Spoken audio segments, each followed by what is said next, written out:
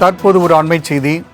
LIC தளத்தில் ஹிந்தி திணிக்கப்பட்டுள்ளதற்கு முதலமைச்சர் மு க ஸ்டாலின் கடும் கண்டனம் தெரிவித்துள்ளதை அண்மை செய்தியாக பார்த்து கொண்டிருக்கின்றோம்.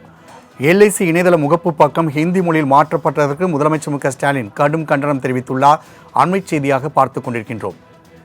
இதுவரை ஆங்கிலத்தில் இருந்த நிலையில் தற்போது எல்ஐசி இணையதள முகப்பு பக்கம் ஹிந்தி மொழியில் மாற்றப்பட்டுள்ளது. தற்போது இதற்கும் முதலமைச்சர் மு க ஸ்டாலின் கண்டனம் தெரிவித்துள்ளதை அண்மை செய்தியாக பார்த்து கொண்டிருக்கின்றோம்.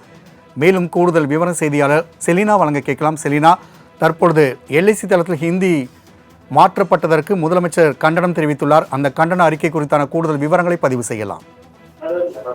எல்ஐசி இணையதளத்தில் குறிப்பாக ஹிந்தி வார்த்தைகள் என்பது இடம்பெற்றிருப்பது என்பது காலையிலிருந்தே சர்ச்சைக்குரிய கருத்துக்களாக பகிரப்பட்டு வருகிறது. குறிப்பாக அனைத்து கட்சியின் சார்பிலும் இது தொடர்பாக எதிர்ப்புகள் தெரிவித்திருக்கக்கூடிய நிலையில் தற்பொழுது தமிழ்நாடு முதலமைச்சர் மு க ஸ்டாலின் தனது எக்ஸ் வலைதளத்தில் இது தொடர்பாக எதிர்ப்பு தெரிவித்திருக்கிறார். குறிப்பாக எல்ஐசி இணையதளம் இந்தி திணிப்புக்கான பிரச்சார கருவியாக மாறி இருப்பதாகவும் ஆங்கிலத்தை தேர்ந்தெடுக்கும் விருப்பம் கூட இதில் இல்லை என்றும் குறிப்பிட்டிருக்கிறார்.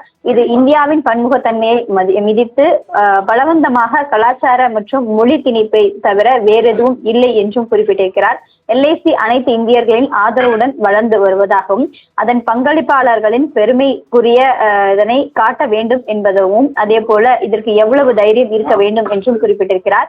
இந்தி மொழியில் கொடுங்கோலை உடனடியாக திரும்பி பெற வேண்டும் என்றும் கேட்கப்படுவதாக முதலமைச்சர் தெரிவித்திருக்கிறார். உடனடியாக இந்தி திணிப்பை நிறுத்துங்கள் என்றும் முதலமைச்சர் இந்த எக்ஸ் வலைதளத்தில் தெரிவித்திருக்கிறார். குறிப்பாக இந்தியர்களின் ஆதரவுடன் தொடர்ச்சியாக வளர்ந்து வரக்கூடிய எல்ஐசி அதன் பங்களிப்பாளர்களின் பெருமைக்குரியவர்களை காட்ட வேண்டும் என்றும் அதே போல இந்தி மொழி கொடுங்கோல் ஆட்சியை தொடர்ச்சியாக நிறுத்த வேண்டும் என்றும் இந்தி திணிப்பை நிறுத்துங்கள் என்றும் முதலமைச்சர் பதிவிட்டிருக்கிறார்.